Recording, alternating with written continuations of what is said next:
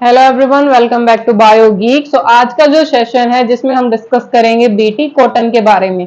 अब BT cotton क्या है, कैसे वो एक जेनेटिकली इंजीनियर क्रॉप है, कैसे उसने रेजिस्टेंस डेवलप किया इंसेक्ट के अगेंस्ट, कौन सा इंसेक्ट है, कौन सा बैक्टीरिया है जिससे प्रोटीन लिया गया, वो सब कुछ हम इस सेशन के अंदर डिस्कस करेंगे। So first of all, BT cotton क्या है? बीटी कॉटन एक जेनेटिकली मॉडिफाइड क्रॉप है और वो जेनेटिकली मॉडिफाइड क्रॉप सबसे ज्यादा कहाँ ग्रो होती है? पंजाब के अंदर। पंजाब के अंदर भी कौन सा रीजन है? मालवा रीजन है, जिसके अंदर सबसे ज्यादा जो बीटी कॉटन क्रॉप है वो ग्रो करती है। अब बीटी कॉटन का क्या है? फर्स्ट ऑफ ऑल क्या हुआ, ये है कॉटन की क्रॉप, ये है कॉटन की क्रॉप। साइंटिस्ट ने देखा कि जो कॉटन की क्रॉप है उसको कौन अफेक्ट कर रहा है? छोटे छोटे इंसेक्ट्स हैं जिनका नाम है बोलवॉर्म। क्या नाम है? बोलवॉर्म। ये बोलवॉर्म क्या करते हैं? सारी की सारी क्रॉप को खा जाते हैं। और यदि इंसेक्ट क्रॉप को खाएंगे तो वो क्रॉप डैमेज हो जाएगी, उसकी जो प्रोडक्शन है, यील्ड है, वो कम हो जाएगी। अब ये चीज साइंटिस्ट ने नोटिस करी, साथ के साथ एक तरफ रिसर्च चल रही थी। साइंटिस्ट देख रहे थे कि एक बैक्टीरिया है, जिस बैक्टीरिया का नाम क्या है? Bacillus thuringiensis. बेसिलस थ्यूरिनजेनेसिस जो बैक्टीरिया है, उस बैक्टीरिया के अंदर साइंटिस्ट ने ऑब्जर्व किया कि एक प्रोटीन प्रेजेंट है। उस प्रोटीन का नाम क्या है? Cry protein. यदि इस प्रोटीन को कोई इंसेक्ट खा लेता है या ये प्रोटीन कैसे भी इंसेक्ट के शरीर के अंदर चली जाती है तो इंसेक्ट की क्या हो जाती है? डेथ हो जाती है। अब उन्होंने इस चीज के बारे में रिसर्च की कि हाउ इट इज पॉसिबल कि एक इंसेक्ट क्राई प्रोटीन को खाकर डेथ हो जाती है उसकी। तो ऐसा इस क्राई प्रोटीन के अंदर क्या है जो इंसेक्ट जैसे ही इसे खाता है वो मर जाता है। तब उन्होंने देखा कि जो क्राई प्रोटीन है वो टॉक्सिक प्रोटीन है। कैसा प्रोटीन है? टॉक्सिक प्रोटीन है। अब ये toxic protein bacillus thuringiensis bacteria है उसमें क्रिस्टल की फॉर्म में प्रेजेंट होता है। ठीक है, लेकिन जैसे ही इंसेक्ट से खाता है, मानो किसी भी इंसेक्ट ने क्राई प्रोटीन को खा लिया, ठीक है, यहां से खाया, ठीक, इसे लगा स्वाद आएगा, लेकिन बाद में क्या होता है, जैसे ही ये प्रोटीन इसकी एलिमेंट्री कैनाल के अंदर जाता है, वैसे ही मिडगट के अंदर, मिडगट जो है उसके अंदर बाइंड हो जाएगा, ये उसके जो एपिथेलियम, मिडगट के एपिथेलियम सेल के साथ बाइंड हो जाएगा। अब बाइंड होकर जो मिडगट है उसके अंदर जो पीएच होता है वो एल्केलाइन होता है, बेसिक पीएच प्रेजेंट होता है। और जो ये क्राई प्रोटीन है वो बेसिक पीएच के अंदर क्या हो जाता है? एक्टिव हो जाता है। तो क्या करेगा? जैसे ही इंसेक्ट इसको क्राई प्रोटीन को खाएगा, वैसे ही क्राई प्रोटीन स्टमक के मिडगट में जाकर एपिथेलियम सेल के साथ बाइंड हो जाएगा। बाइंड होने के बाद छोटे छोटे पोर क्रिएट करने लगेगा। किसके अंदर? मेम्ब्रेन के अंदर ही।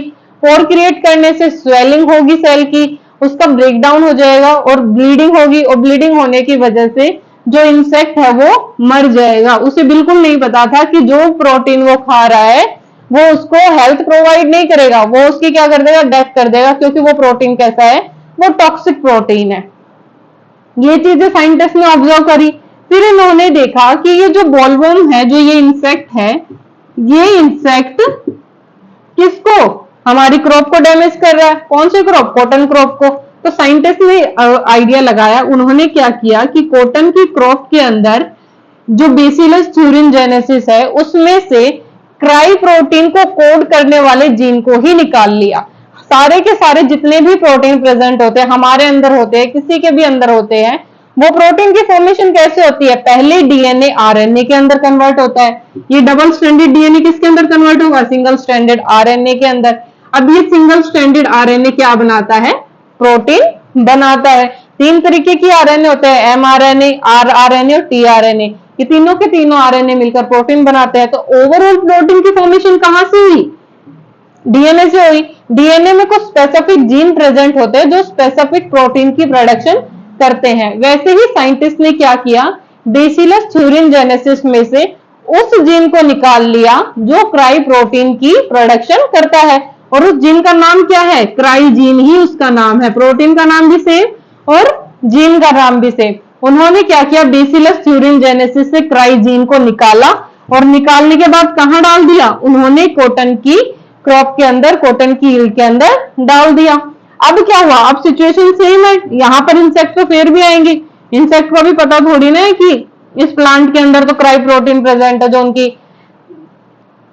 किली कर देगा उनको डायरेक्ट। तो आएंगे इंसेक्ट, आके क्या करेंगे, इसका कोई ना कोई हिस्सा खाएंगे, मानो इसकी लीफ खा ली, लीफ खाने से अब क्या होगा, लीफ के अंदर क्या प्रेजेंट है, लीफ के अंदर प्रेजेंट है क्राइजीन, जो किसकी प्रोडक्शन करता है, क्राई प्रोटीन की। और ये प्रोटीन किसके अंदर गया, इंसेक्ट के अंदर गया। इंसेक्ट के अंदर जाते ही मिड के अंदर क्या करेगा, ये बाइंड कर जाएगा, बाइंड करने की वजह से ब्लीडिंग हो, सॉरी लाइसिस होगा, लाइसिस से ब्लीडिंग होगी, और ब्लीडिंग से क्या हो जाएगा, ये जो इंसेक्ट है वो मर जाएगा। ऐसे सारे के सारे इंसेक्ट जो इस कॉटन की क्रॉप को खाने की कोशिश करेंगे वो सारे क्या करेंगे, मर जाएंगे। और यदि सारे इंसेक्ट ही खत्म हो गए तो कॉटन की क्रॉप क्या रहेगी, सुरक्षित रहेगी। अब इसे किसी इंसेक्ट का डर नहीं है, इसकी क्रॉप को कोई डैमेज कर नहीं रहा, तो कॉटन की जो यील्ड है वो कैसी हो जाएगी, इंक्रीज हो जाएगी। फायदे क्या है बीटी कॉटन को प्रोड्यूस करने का, बीटी कॉटन को प्रोड्यूस करने का ये फायदा है कि कॉटन की क्रॉप को जब इंसेक्टिसाइड्स डैमेज करते हैं तो फार्मर, सॉरी जो इंसेक्ट डैमेज करते हैं तो फार्मर क्या करते हैं, इंसेक्टिसाइड्स यूज करते हैं। अब इंसेक्टिसाइड्स है वैसे ठीक है, पहली बात तो बहुत ज्यादा कॉस्टली होते हैं, पुअर फार्मर अफोर्ड ही नहीं कर सकते। सेकेंडली जो इंसेक्टिसाइड्स होते हैं वो केवल और केवल ना हमारी हेल्थ को डैमेज करते हैं बल्कि सॉइल पॉल्यूशन क्रिएट करते हैं, वाटर पॉल्यूशन क्रिएट करते हैं, और हमारे सारे जो रिवर्स वगैरह उन सबको पोल्यूट करते हैं। So these are the reason कि ये बीटी कॉटन का प्रोडक्शन हुआ। अब ये बीटी कॉटन की जो क्रॉप है वो ना ही सॉइल को डैमेज करेगी, ना ही ये बीटी कॉटन की क्रॉप हमारी हेल्थ को डैमेज करेगी, ये केवल और केवल किसको डैमेज करेगी, इंसेक्ट को डैमेज करेगी। वो भी कौन सा इंसेक्ट, जो इसको आकर बाइट करेगा या जो इसको खाने की कोशिश करेगा। अब क्वेश्चन ये है कि बेसिलस thuringiensis के अंदर तो क्राई प्रोटीन प्रेजेंट होता है और हमें पता है क्राई प्रोटीन है वो टॉक्सिक होता है। अब ये toxic cry protein bacillus thuringiensis को ही क्यों नहीं डिस्ट्रॉय कर देता, बेसिलस thuringiensis को ही क्यों नहीं खा जाता, वो इसलिए नहीं क्योंकि बेसिलस thuringiensis बैक्टीरिया के अंदर जो क्राई प्रोटीन होता है वो इनएक्टिव फॉर्म में प्रेजेंट होता है। इनएक्टिव फॉर्म का मतलब वो उस टाइम पे वर्किंग नहीं होता। तो अब हमें ये जानना है कि कौन सी ऐसी कंडीशंस है जो क्राई प्रोटीन को एक्टिव करती है, या फिर इंसेक्ट के अंदर ऐसा क्या है कि जो क्राई प्रोटीन इंसेक्ट को ही किल करता है। इंसेक्ट की जो मिडगट होती है वहां का पीएच बेसिक होता है, एल्केलाइन होता है, और ये जो क्राई प्रोटीन है वो एल्केलाइन पीएच के अंदर क्या हो जाता है, एक्टिव हो जाता है। जैसे ही क्राई प्रोटीन एक्टिव हुआ, ये जो क्रिस्टल होते हैं वो क्या होते हैं, डिजोल्व हो जाएंगे, और डिजोल्व होते ही ये मेम्ब्रेन के साथ बाइंड करेंगे, और बाइंड करते ही सारा का सारा क्या कर देंगे, काम कर देंगे अपना। हमें अब क्या पता चला कि केवल और केवल जो क्राई प्रोटीन है वो इंसेक्ट को डैमेज करता है। यदि जो ये क्रॉप है इसके अंदर क्राई प्रोटीन प्रेजेंट है, मानो इस क्राई प्रोटीन को कोई और यूज करता है, जस्ट लाइक ये क्राइजीन हमें अफेक्ट करता है, नहीं करता, ये किसी और ग्रुप को अफेक्ट करता है, नहीं करता, ये क्राई प्रोटीन स्पेसिफिक ग्रुप को अफेक्ट करता है जो कि किसके ऑर्डर है, वे केवल और केवल इंसेक्ट के ऑर्डर है। कौन कौन से, फर्स्ट ऑफ ऑल है लेपिडोप्टेरन्स। कौन कौन आते हैं इसके अंदर, बॉलवर्म आते हैं और आर्मी वर्म आते हैं। सेकंड है सिलोपेटियंस। इसके अंदर क्या आते हैं, इसके अंदर आते हैं जो ये फ्लाइज बेटल्स वगैरह है।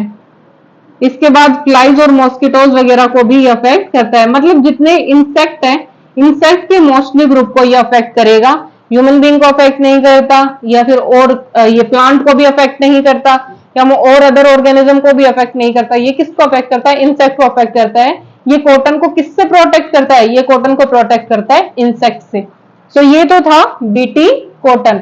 अब बीटी कॉटन के बारे में हमें एक दो चीजें और जाननी है, और वो चीजें क्या है, वो चीजें ये है कि जो प्रोटीन है क्राई प्रोटीन, उसका नाम भी क्राई ही है, और जो जीन है उसका नाम भी क्राई ही है। तो हमें कैसे पता चलेगा कि ये जो क्राई लिखा हुआ है वो जीन है या प्रोटीन है। सो प्रोटीन के अंदर जो सी होता है वो हमेशा कैसा रहेगा, कैपिटल रहेगा, और आर वाई कैसे रहेंगे, स्मॉल रहेंगे। यदि सी कैपिटल है तो वो प्रोटीन होगा, और यदि सी भी स्मॉल है, आर भी स्मॉल है, वाई भी स्मॉल है, तो ये क्या होंगे, जीन होंगे। तो ये बीटी कॉटन के प्रोटीन और जीन के बीच का डिफरेंशिएशन है। ये आ जाए कि ये क्राई जो लिखा हुआ है ये जीन है या प्रोटीन है, या फिर ऐसा भी आ सकता है कि कौन सा जीन है जो और बेसिलस थ्यूरिनजेनेसिस के अंदर पाया जाता है, राइट, जो टॉक्सिक प्रोटीन क्रिएट करता है। और आपके पास इस तरीके से आ जाए क्राई जीन, दूसरा आ जाए छोटा CRY जीन, तीसरा कोई दूसरे अलग अलग जीन का नाम लिख दे। तो इसमें आप कंफ्यूज ना हो, इसलिए ये है कि जो बिल्कुल स्मॉल लेटर्स में लिखा हुआ है वो वाला जीन होता है, जिसमें पहला लेटर कैपिटल होता है और दोनों जो अदर है वो स्मॉल होंगे, वो क्या होगा, प्रोटीन होगा। अब हमें एक चीज जाननी है कि जो बीटी कॉटन होता है, जो कॉटन का प्लांट है, जो कॉटन की क्रॉप है उसके लिए, और जो कॉर्न की क्रॉप है उसके लिए, कॉटन की क्रॉप के लिए जो बेसिलस थ्यूरिनजेनेसिस से हम जीन निकालते हैं वो कौन से होते हैं? एक तो होता है क्राई फर्स्ट AC, दूसरा होता है क्राई सेकंड AB, और कॉर्न के लिए कौन सा निकालते हैं? Cry first AB।